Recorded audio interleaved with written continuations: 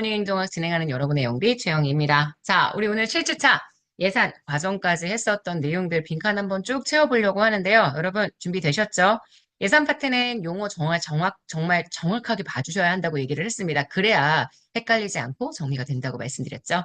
일단 131번이 아니라 13일차의 첫 번째 내용. 예산의 형식부터 한번 들어가 보도록 하고요. 예산의 형식 아시겠지만 법률주의.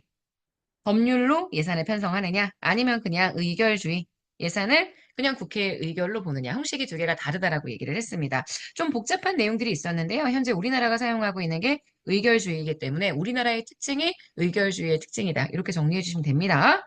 자, 그 다음 13-2번 예산의 원칙이요.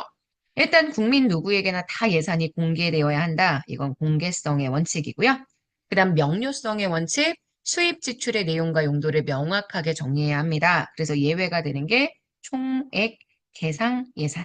제가 이거 설명했었던 거 기억하시죠? 그 다음 예산 총계주의의 원칙. 네, 너무 중요하죠. 총계주의의 원칙이 다른 말로 완전성의 원칙. 그래서 완전성의 원칙, 완현자수 기억나죠? 현물 출자, 외국 차관의 전대 차관이 있었고요. 그 다음 수입, 대체, 경비까지 있었습니다. 그래서 순계예산 기금도 완전성의 원칙의 예외가 될 수 있다고는 얘기했었던 거 기억하실 거예요.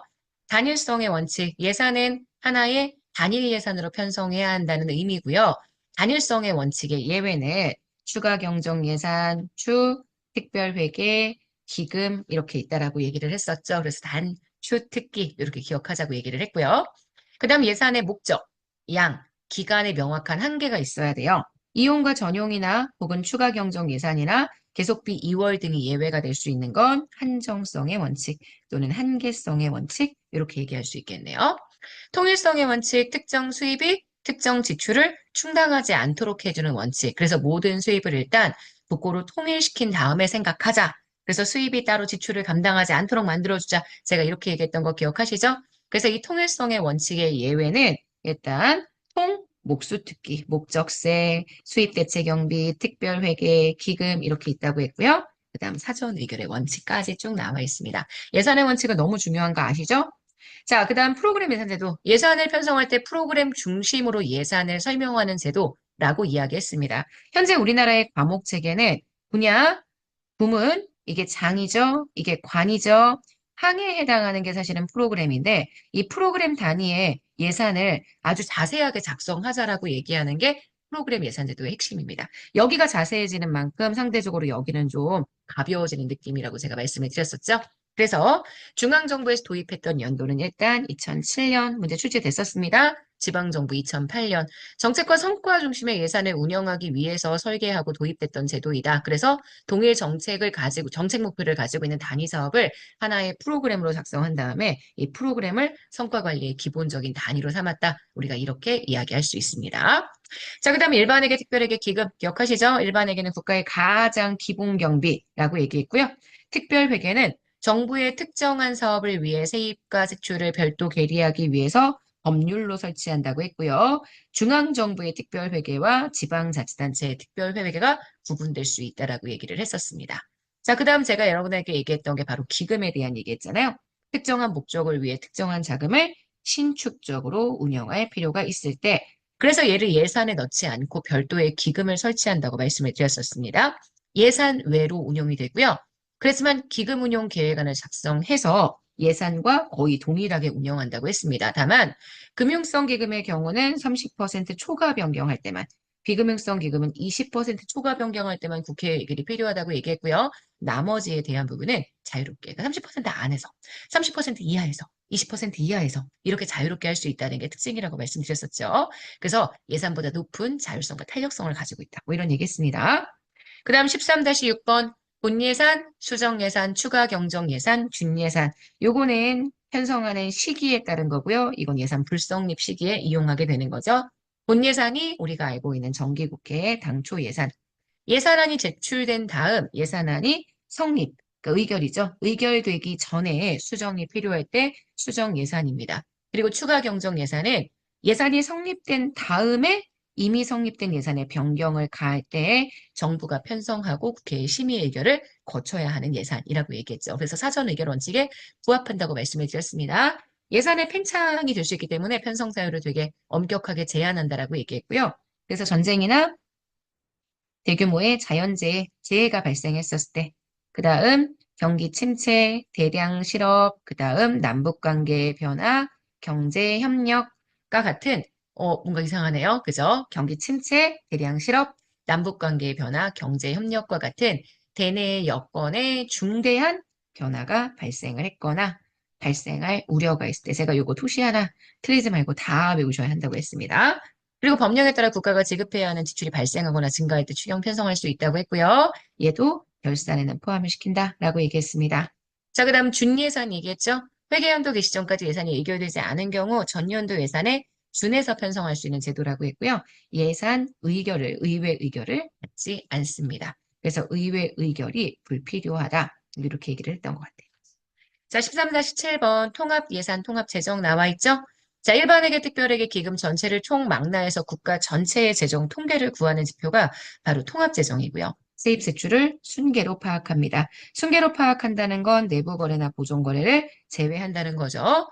중앙정부의 재정 모두 다, 지방정부의 재정 모두 다, 그리고 지방의 교육재정 별도였죠. 모두 다 비금융적인 성격을 가지고 있는 공공기관 모두 다 포함입니다. 하지만 금융성 공공기관이 제외고요. 우리나라 금융성 기금 역시 제외된다. 이렇게 제가 두 개 따로 정리했던 거 아마 기억하실 거예요.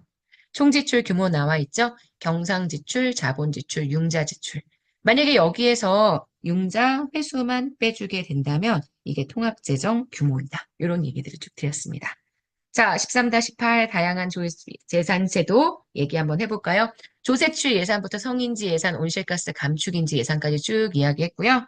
세제 지원을 통해서 세금 감면을 통해서 예산 지출을 한 것 같은 효과가 나타나는 게 조세지출. 이를 예산으로 인정해주는 제도가 조세지출 예산이었습니다. 성인지 예산, 예산이 남성과 여성에게 미치는 효과를 평가하고 그 결과를 정부의 예산 편성에 반영하기 위한 제도고요.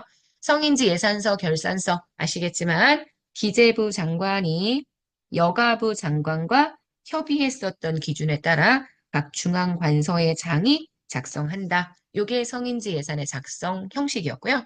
온실가스 감축인지 예산, 예산이 온실가스 감축에 미치는 영향을 현재 예산 편성에 반영해. 이렇게 표현할 수 있죠. 자, 그 다음 14일차로 넘어가도록 하겠습니다. 예산의 합리주의와 점증주의 나와 있어요. 아시겠지만 합리주의는 예산에서 편익을 완전히 극대화시키기 위해서 모든 대안을 완벽한 합리성에 따라 다 검토하는 제도라고 얘기를 했고요. 정말 규범적이고요. 비용 편익적인 분석 기법들을 사용한다라고 얘기를 했었습니다. 계획예산 제도가 들어가고요. 계획예산, 다른 말로 PPBS. 그 다음 연기준 예산 들어갑니다. GBB. 그래서 이렇게 들어가는 것 알고 계실 거고요. 그게 아니라면 다 점증이라고 했죠. 합리주의 모형의 불확실성과 인간의 인지 능력상의 한계에 대한 반론, 소폭의 변화를 존재한 점진적 결정을 중시한다 이렇게 얘기를 했습니다. 그래서 현상을 유지하기 위한 결정들을 중심으로 하는 예산 제도여서 굉장히 보수적이고 정치적 합리성이 강조가 된다. 이런 얘기들 했었죠. 자, 품목별 예산부터 한번 쭉 가볼까요? 품목별 예산 립스입니다. 지출 품목마다 예산을 편성할 수 있는 방법, 그래서 통제 지향의 예산제도, 회계기술 중시하고 예산 집행의 정직성을 확보할 수 있다. 기억하실 거고, 성과주의 예산, 퍼포먼스 중심으로 사업 또는 활동별로 예산을 편성하죠. 관리지향적인 예산이고요. 예산액 산정할 때 어떻게 한다고 했냐면 업무량 이거와 지금 단위당 원가, 단위 원가. 그래서 이 예산 단위를 선정하는 게 굉장히 어렵다라고 얘기를 했죠. 하지만 국민과 의회가 정부 사업을 이해하는 데는 굉장히 용이한 편이라는 거. 하지만 예산 통제가 곤란하다는 거. 관리 지향의 예산제도 알고 계셔야 되고, 그 다음 계획 예산, 계획을 세우고요. 플랜. 그 다음 프로그램을 만듭니다. 사업. 그래서 프로그램, 이거 다 써야 돼요. 그 다음 제일 마지막 버젯. 예산을 편성하죠. 그래서 버젯. 이걸 연계하죠. 그래서 제가 PPBS라는 단어를 꼭 기억하시라고 얘기를 했잖아요. 기획 중심의 예산 제도고요. 미국의 국방장관이었던 맥나마라 이 사람이 맥나마라 그죠? 이 사람에 의해서 미국의, 네, 사실 이 사람이 있었던 시기는 케네디 대통령 시기라고 했고요. 이걸 존슨 정부에서 연방정부 전체에 도입했다라고 얘기를 했죠. 굉장히 집권적인 예산제도고 계량적인 체제 분석의 기법들을 사용한다. 제가 이런 얘기 드렸었습니다. 자, 그다음 연기준 예산입니다. 정부 사업을 모두 다 원점 베이스, 제로 베이스에서 검토하는 예산제도여서 의사결정 단위 선정하고 의사결정 패키지 작성하고 우선순위 결정하는 편성 절차가 있습니다. 얘도 합리주의 기법의 예산제도이기 때문에 제가 총체주의 혹은 합리주의 방식이라고 얘기를 했었고요. 현 시점 위주의 분석으로 전년도 예산의 불인정, 기획의 책임, 조직 구성원들 참여에 분권화되죠. 상향식의 의사결정이 나타나게 된다. 각 부처에서 지출의 규모 결정할 수 있다. 이런 얘기들 특징으로 택했습니다. 효용은 정말 실무자의 참여가 강조될 수 있다는 거, 하지만 장기적인 목표는 경시된다. 이런 얘기들 드렸고요. 자, 그 다음 14-6입니다. 신성과주의 예산. 산출 또는 성과를 중심으로 예산을 운영하는 제도고요. 성과 관리와 예산을 연계시키죠. 이 예산 제도의 가장 큰 특징은 예산의 편성과 집행 과정에 자율성을 부여한다는 측면입니다. 하지만 성과를 통해서 통제할 수 있는 예산 제도. 이런 얘기했죠. 자, 그 다음 예산 편성 과정에 대한 이야기 14-7번으로 한번 들어가 보도록 하겠습니다. 자, 예산 편성, 중기사업계획서의 제출은 1월 말, 예산안 편성 지침 통보도 하고 예결특위에 보고도 해야 합니다. 3월 말, 그 다음 예산 요구서를 작성해서 중앙관서회장이 기재부에게 제출하는 것 5월 말이고요. 제가 여기도 빈칸 만들어놨네요. 국회의 예결특위에 제출. 날짜랑 뭐 이 절차는 다들 알고 계시는 거라고 생각을 합니다. 하지만 그냥 복습하는 겸 한 번씩 다시 읽어보신다고 생각해 주세요. 회계연도 개시 120일 전까지 예산을 편성하고요. 기재부가 편성합니다. 국무회의 심의 대통령 승인받아 편성을 하게 되고요. 예산안의 국회 제출에 대한 얘기 들어가 있죠. 회계연도 개시 120일 전까지 국회에 제출하지만 헌법상에서는 90일 전이라고 얘기하는 것까지 보실 수 있습니다. 자, 그 다음 예비타당성 조사에 대한 내용 나와 있죠. 대형 신규 사업에서 발생할 수 있는 예산 낭비 방지하고 재정 운영의 효율성을 제고하기 위해서 1999년에 도입된 제도입니다. 기재부 장관이 실시하죠. 그래서 경제적 타당성 분석한다고 했고요. 정책적 타당성 분석한다고 했습니다. 이 경제적 타당성에 특히 여기 재무성 평가나 민감도 분석 들어간다라고 얘기를 했었고요. 재정적 타당성, 아니 정책적 타당성에 대한 얘기 여기 예시들 다 기억하셔야 합니다. 총 사업비가 500억 들어가는데 국가 재정 지원의 규모가 300억 이상의 신규 사업들이 그 대상이 된다. 이렇게 정리할 수 있죠. 자, 그래서 예비 타당성 조사까지 봤고요. 자, 14-9번 예산의 심의 갑시다. 제출 및 심의. 회계연도 개시 120일 전까지 국회에 제출을 하죠. 국회는 회계연도 30일 전까지 의결을 해야 합니다. 국회는 정부의 동의 없이는 새로운 금액의 증가나 새로운 비목을 설치하는 건 불가합니다. 감액은 쉬운데 증액은 어렵더라고 얘기를 했었어요. 자, 과정 보시면 정기회에 게시하고요. 본회의에서 정부의 시정연설, 소관 상임위원회 예비심사, 상임위 예비심사와 시정연설의 순서는 바뀔 수 있다라고 얘기를 했습니다. 자, 예결특위의 종합심사. 요거 전에만 시정연설을 끝내면 된다고 했죠? 본회의 의결까지 쭉 들어가고요. 실제 본회의보단 상임위 예결특위 중심의 심의라는 것도 얘기를 했었습니다. 자, 그 다음 재정을 통제하는 방법, 배정과 재배정. 아시죠? 배정을 하고 난 다음에는 반드시 감사원 통지해줘야 되고요. 배정은 쿼터, 분기별로 이루어진다라고 얘기했습니다. 자, 신축성을 유지하는 방안, 이용, 입법 과목인 장, 관, 상 사이의 상호 융통이고요. 행정 과목 세양과 목 사이의 행정 상호 융통입니다. 국회 의결은 이용 때는 필요하지만 전용에는 필요하지 않다고 얘기했습니다. 이체 있고요. 중앙관서장이 요구를 하면 기재부 장관이 이체하는 거였죠. 2월. 올해의 예산을 내년으로 넘기는 거죠. 그래서 미리 예상될 경우 국회의 승인을 얻어서 2월 시킬 수 있습니다. 명시 2월이고요. 불가피한 사유로 다음 연도에 지출해야 되는 그런 상황에서는 사고 2월이 나타납니다. 자, 계속비는 총액과 기간, 보통 5년이죠. 5년 이내에 기간과 총액을 의결하고 매년 연부액을 다시 별도로 국회에 의결해야 하는 그러한 돈이라고 얘기했고요. 예비비 기억하시죠? 예비비는 예산의 초과 지출을 감당하기 위해서 일반회계 예산의 1%만큼 편성하는 금액.